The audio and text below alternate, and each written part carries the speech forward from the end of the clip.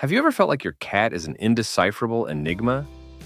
That it lives in your home, but under rules only it seems to understand? In this video, we'll reveal why cats choose their favorite humans and give you the master key to decode their behavior.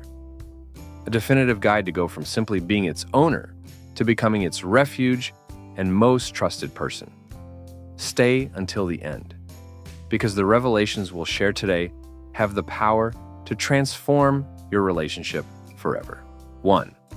Cats are not small dogs. The most widespread and harmful mistake in the human-cat relationship is assuming that a cat is essentially a smaller, more independent version of a dog. This misconception not only misrepresents feline psychology, but also blocks us from understanding why cats bond selectively with certain humans. Dogs, descendants of wolves, are pack animals genetically programmed for social cooperation, hierarchy, and the desire to please a leader. Their affection is often exuberant, and their body language relatively easy for us to interpret. Domestic cats, however, descend from Felis sylvestris libica, a solitary hunter. This evolutionary heritage is the cornerstone of all feline behavior. A cat doesn't think in terms of pack, but in terms of territory and resources. Yet its psychology is even more complex, embodying a fundamental duality. It is simultaneously an efficient predator and a vulnerable prey. This duality explains why cats don't choose humans the way dogs do. They select those who provide safety, respect their boundaries, and allow them to feel in control.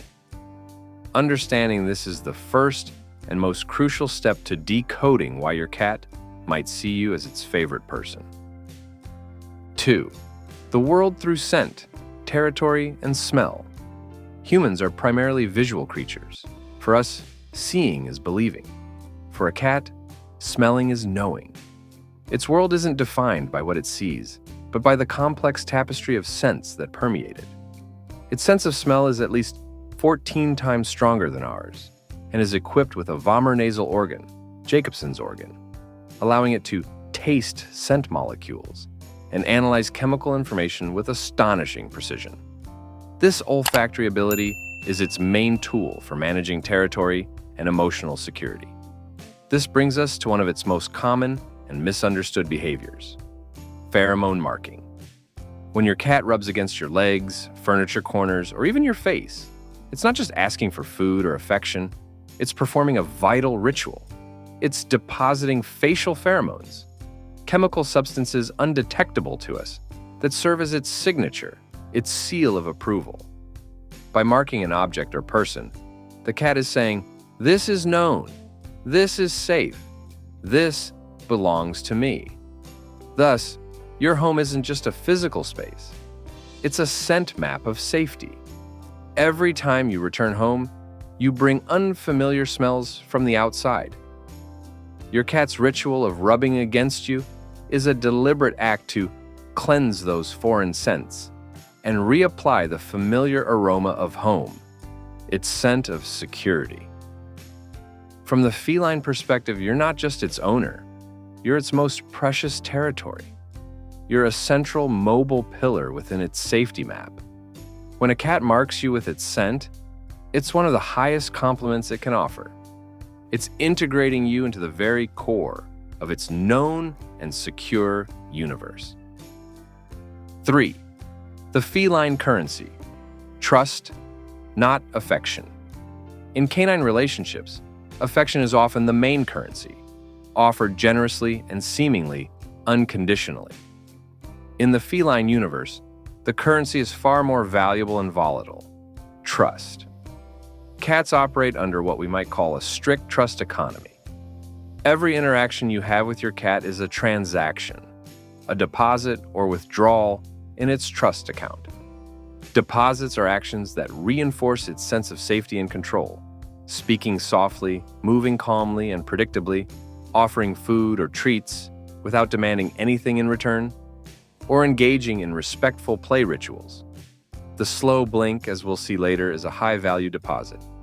Withdrawals, on the other hand, can be catastrophic.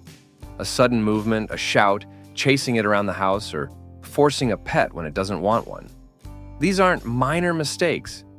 They're massive withdrawals that can leave the account in the red. And unlike a bank account, rebuilding feline trust takes much more time and effort than it took to deplete it. A single traumatic event may require dozens of positive interactions to repair. This trust economy explains why cats often seem distant or aloof.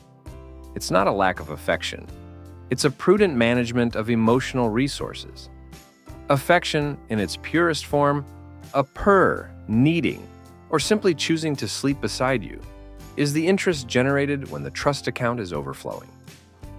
It cannot be demanded, only earned through consistent, respectful, and safe interactions. 4. The emotional barometer. Why your mood affects them. Cats are walking emotional barometers. Their survival instinct, honed over millennia, has made them masters of observing nonverbal signals. They can detect the slightest variations in our tone of voice, posture, muscle tension, and even heart rate and breathing. When a human is stressed, anxious, or angry, they emit a cascade of signals of unpredictability and danger. For a cat, whose safety depends on a stable and predictable environment, a volatile human is a source of chronic stress. Tension in the environment is, for them, the equivalent of a distant thunder announcing a possible storm. They don't understand the cause of your anger. They only perceive the discordant energy and interpret it as a potential threat in their territory. That's why calmness isn't just a preference for a cat. It's a fundamental requirement for feeling safe and interacting. When you're calm and relaxed, you're communicating to your cat in a language it understands perfectly, that the environment is safe, there are no predators nearby, and it can lower its defenses. Your serenity is, in effect, an act of love. It's the creation of an emotional sanctuary where your feline can thrive, allowing trust to flourish and the true bond to manifest. 5. Affection on their terms, where, when, and how to pet. Physical contact must always be a negotiation, not an imposition. Understanding safe zones and danger zones is crucial to avoid overstimulation and negative reactions. The safest areas for petting are concentrated around the head, specifically the cheeks, chin, and base of the ears. These areas contain facial pheromone glands. By petting these zones, you actively participate in the scent marking ritual, blending your aroma with theirs, which is deeply comforting and affirming for the cat danger zones, include the belly, tail, and paws. The abdomen protects vital organs, so even if a cat shows its belly as a sign of trust, touching it may trigger a defensive reflex. To avoid overstimulation, which is the main reason a cat goes from purring to biting in an instant, apply the 3-second rule. Pet the cat in a safe zone for no more than 3 seconds, then pause with your hand nearby. Observe its reaction. If it rubs against your hand seeking more contact, that's an invitation to continue. If it stays still or pulls away slightly, it's had enough. This method of continuous consent respects its boundaries and builds a physical interaction based on mutual trust, not forced tolerance. 6. The sacred ritual of the hunt. Play to connect. For an indoor cat, play isn't just a pastime. It's a psychological necessity and one of the most powerful bonding tools at your disposal. But it's not just about waving a toy. To be truly satisfying, play must simulate the full hunting cycle: stalking, chasing, catching, and killing. Use fishing rod-style toys to mimic prey behavior. Make the toy hide behind furniture, stalking phase, run erratically across the floor, chasing phase, and, crucially, allow the cat to catch it periodically, capture phase. Here lies the secret. You must let it win. The purpose of the hunt is the satisfaction of the catch. Denying this culmination causes frustration and can damage its self-confidence. When it catches the toy, let it kill it, bite it, kick it with its hind legs.